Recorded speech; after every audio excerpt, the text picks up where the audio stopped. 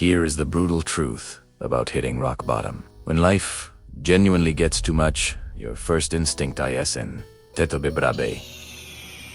it's to run. We all look for an exit door. Some people try to numb the feeling, while others just distract themselves, hoping the chaos will blow over like a bad spell of weather. But have you ever noticed that some people don't just survive the pressure, they actually get sharper? It's not because they are smarter than you, and it's certainly not down to luck. It is because they have clarity. There is a story that always sticks with me about a chap who ran a marathon on every single continent. We are talking about the blistering heat of the Sahara and the freezing, empty ice fields of Antarctica. When he was asked how on earth he managed to keep putting one foot in front of the other, he didn't talk about fitness. He said, "I didn't run for the medals. I ran to show my children what it looks like to never give up." That right there is the secret. When you know exactly why you are suffering, the pain doesn't stop you. It fuels you. But let's be real for a second. In the real world, life doesn't hand us clear goals wrapped up in a nice little bow. It gives us redundancies, messy breakups, scary diagnoses, and losses that knock the wind out of us. In those moments, you aren't given a purpose. You have to go digging for it, and that search can feel absolutely hopeless. When your world is crumbling, asking why am I doing this feels like shouting into the void. But your reason doesn't need to be some grand, poetic statement. It just needs to be honest. Think about the toughest person you know. Maybe it's a single mom working 2 jobs just to keep the lights on. Maybe it's a mate who battled depression and came out the other side with a smile. They didn't keep going because they loved the struggle. They kept going because they had something inside them that made the struggle worth it. When we forget that reason, we start making bad choices. We chase temporary relief instead of long-term growth. We settle, we drift. But when you lock into your purpose, you move differently. You willingly choose the hard road because you know it leads somewhere better. Now, I want to be crystal clear about something. This isn't about toxic positivity.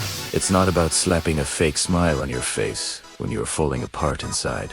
It is about anchoring yourself to something solid when everything else is shaking. So, how do you find that anchor? You start small. Ask yourself, who is watching me right now? Maybe it's your child.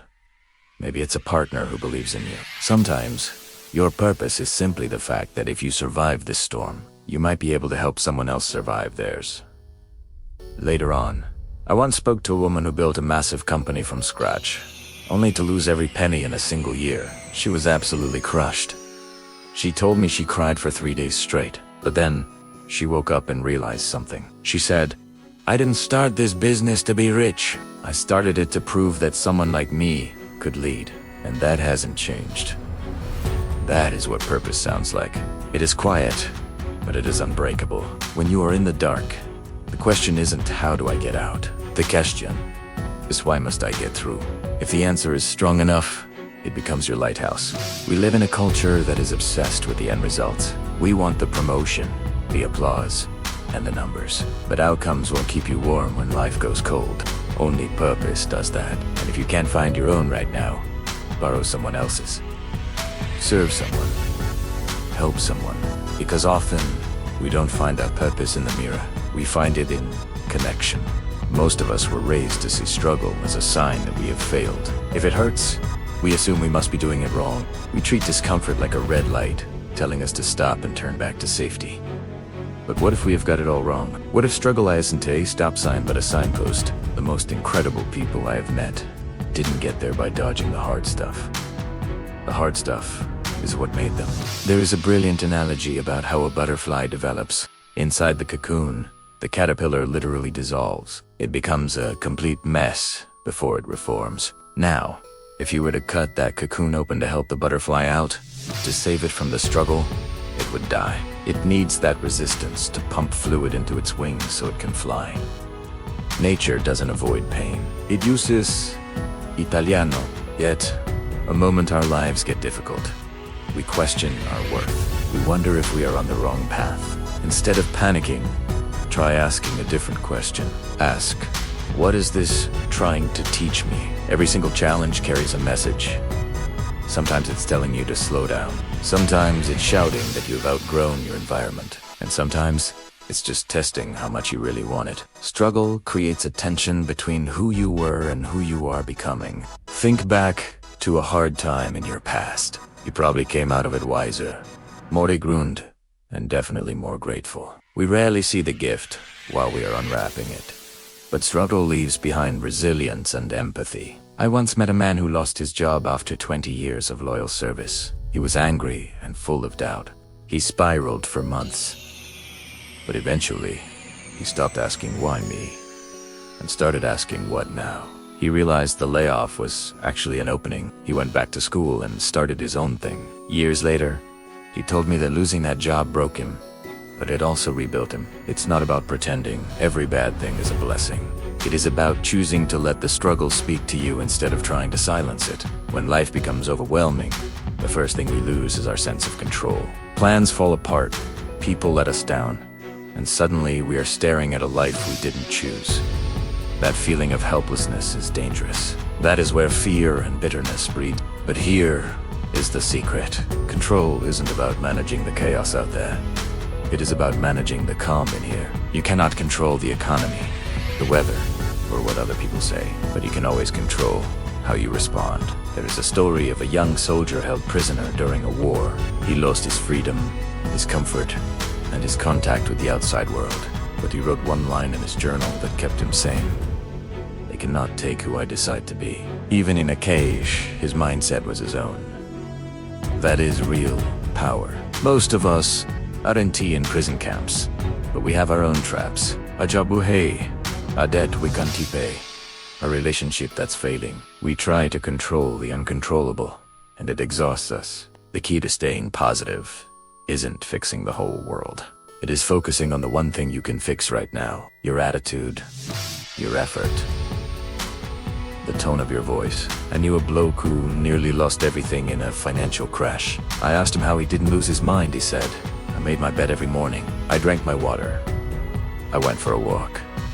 It sounds silly, doesn't it? But those tiny actions reminded him that he still had influence over his life. When you are drowning, don't try to swim the whole ocean. Just tread water. Focus on what is in your hands, not what is on your shoulders. There is a freedom in that. You stop asking, why is this happening? And start asking, what can I do with this? Control doesn't look like mastery. Sometimes it just looks like getting out of bed when you want to hide. It looks like choosing kindness when you want to snap. That is how you build momentum. When things get tough, we also have a habit of isolating ourselves. We hide away because we don't want to be a burden.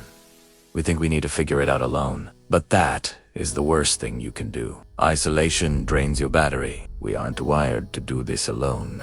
When you are hurting, you don't need a crowd, but you do need presence. You need people who won't try to fix you, but will just sit with you in the mess. Real strength isn't about being an island. Real strength is knowing when to say, I need a hand. I remember talking to a cancer survivor who said his healing didn't come from the medicine, but from the conversations. It was the nurse who listened for 5 extra minutes. It was the mate who came round every Wednesday just to hang out. They couldn't carry the pain for him, but they made sure he didn't carry it alone. If you are going through hell right now, look at your circle. Who lifts you up? Who makes you feel lighter? Those are your people. And equally, you have to be brave enough to distance yourself from the people who drain you. It is okay to protect your peace. One of the most important choices you will make is who you allow to speak into your life. If you are surrounded by voices telling you that you are failing, you will believe them. But if you have people reminding you of your strength, you will reset your why. Your purpose is the fuel for this resilience. Without it, you are running on empty. You will burn out. But with it, even the hardest days fit into a bigger picture. And here's the thing most people miss. Your purpose isn't set in stone. It can change. It can evolve. Sometimes, a crisis is exactly what you need to clarify what actually matters. It strips away the rubbish and leaves you with the truth. I heard about a paramedic who was ready to quit after years of seeing tragedy. She felt like she wasn't making a difference.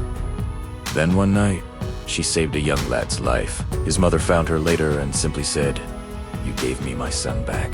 That one sentence reconnected her to her why, not her job title, but her purpose. So, they If you don't know what your why is yet, don't panic. Start with your values. What do you stand for? What would you be willing to struggle for? Because when the pressure builds and the doubt starts screaming, you need a reason that is louder than your fear. You need something to stand on. And when you find that, even if you are shaking, you will find the strength to take just one more step. Your time is coming. Keep believing. Keep fighting. Don't just watch. Go out and prove them wrong. Thank you for being part of the journey. If you liked it, please like, comment, and subscribe. Bye.